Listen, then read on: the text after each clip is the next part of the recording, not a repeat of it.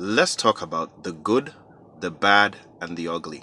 The good. When I categorize Nigeria's presidents, the best we've had were Murtala Mohammed and Umar Musa Yar'Adua. So I'll call them the good. The Buhari's first outing was all right, even though at this point in time, I am convinced that the good aspects of Buhari's first outing were done by Tunde Diagmo, his deputy. And then we have things from Buhari's first outing that we still see today, which is his trademark for brutality and disobeying the law. We had Buhari lock up a fella and all this stuff. And then we had Buhari, his retroactive laws, killing people with laws that he had just made, and, detaining people while putting some other people of his ethnicity on house arrest and so on.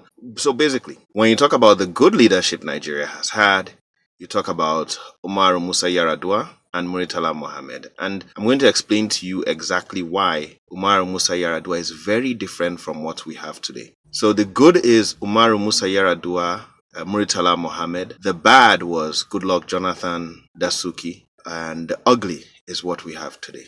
And why do I say the government today is the ugly? Let's compare some things between Umar Musa Yar'Adua and Buhari-Osinbajo. Do you know that Umar Musa Yar'Adua, as WikiLeaks reported, just Google the article Disentangling Obasanjo. Umar Musa Yar'Adua gave EFCC the green light, that's Nuhu Ribadu, to go against all corrupt cabal. He said, bar none. This we do not have today, where Buhari picks and chooses who he goes against. Well known, not going after Halliburton or Obasanjo's, Tinubu's, because Tinubu put him there, Atiku's, El Rufai's, a lot of people with open cases, Buratais, Dambazaus, a lot of people with cases. Buhari gives EFCC a green light to only go after some and not others.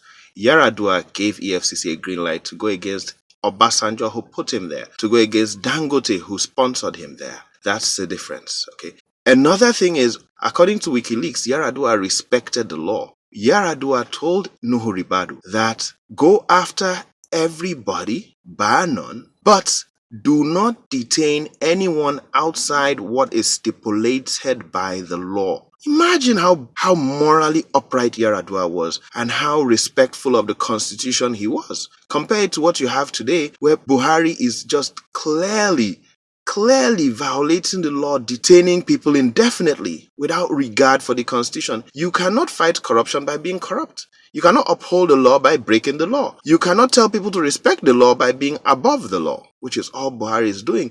And to see that this was reported in WikiLeaks as an essential polity decision of Umar Yar'Adua, WikiLeaks goes further to say that Umar Yar'Adua told Ribadu that make sure you have concluded your investigations before you make arrests.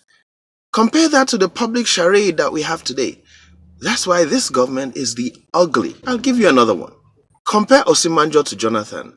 You'll say, Osinbajo cannot act because there's a cabal at the presidency. His hands are tied. I say Osinbajo is weak.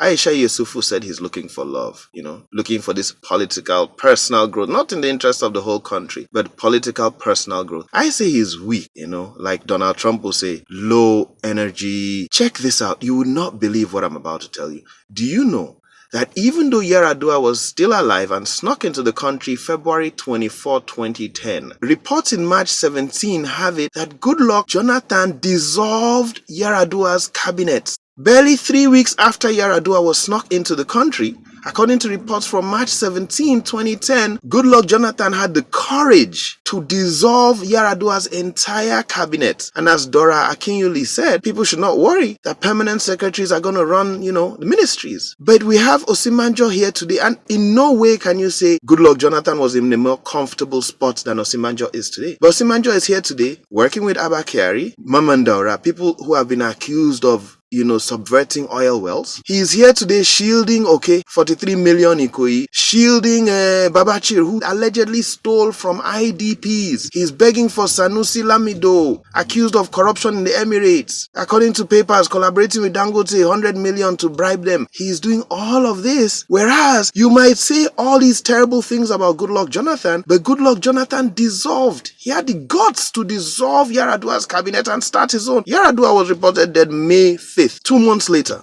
He dissolved the cabinet. Osinbajo cannot do that. So this government is the ugly. Corruption, escalation. Selectivity, terrible. Harassment of journalists and social media bloggers skyrocketed out of proportion. Economy mismanagement. Forex subsidy scam. Lots of processes just wrecking the economy. Forex policy in the gutters. Just imagine, Serap has to sue the Buhari government to reveal the names of alleged looters who they've recovered Nigeria's money from. That's how ugly this government is, where they want to shield looters. They don't want to reveal the names of people who stole our money. Whatever dream you had of Buhari and Osinbajo, that is a nightmare. You know, Serap had to sue them, and then 2 years later, when Serap receives a judgment, you see, the only person I can trust that country in the hands of, apart from myself, that's why I'm campaigning. Because when you let people, you support people, and then they get there, and you see what they do, you feel a sense of responsibility.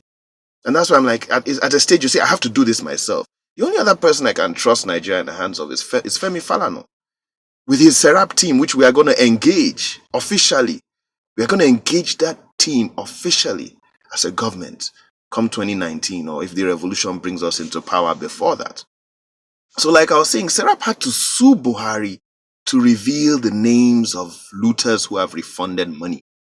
And when they won the case, can you believe Malami comes and has the gumption to say that we are going to check for sub judice and we are going to release the names piecemeal. This is violation of court once again. The Buhari government violates court all the time. This is it's just like if I kidnap a woman and her child, and the court says release them, and I say, okay, I've heard the judgment, I'm going to release them one by one. So I release the woman next year, and then I release the boy 2 years' time. I'm obeying the order. This is the joke. Okay? This is what your Attorney General Malami, this is what the Buhari government represents. So they are going to just look for some names that they are not really attached to, who Malami doesn't have on his phone speed dial. The friends, Nigeria PLC friends who he has now made. You know, the young boy Buhari brought him. This is all Buhari. So Buhari is corrupt. Jonathan was bad. Jonathan did not investigate any corrupt people. Buhari is ugly. He will shield corrupt people. This is the ugly administration. Guys, we have to work with Arewa youth. We have to put our differences aside. IPOB, we have to work with them. Arewa youth, we have to work. We have to work with all bodies. Come together. Wear your t-shirts proudly. Liberation from Nigeria PLC. Kill Nigeria PLC. Kill Goliath, however you want it. We have to come together. The Nigeria PLC are meeting in Ogun State right now. You see all of them? They are gathering together. They all run together like one family. They are scared. They are bundling together so they can have conversations and plan how to save themselves because they see this. They see it coming. We're going to destroy Nigeria PLC. So you could wear destroy Nigeria PLC. We're going to destroy them. I'm hoping as soon as this October 1st, we can have our independence from the cabal. It's time for it.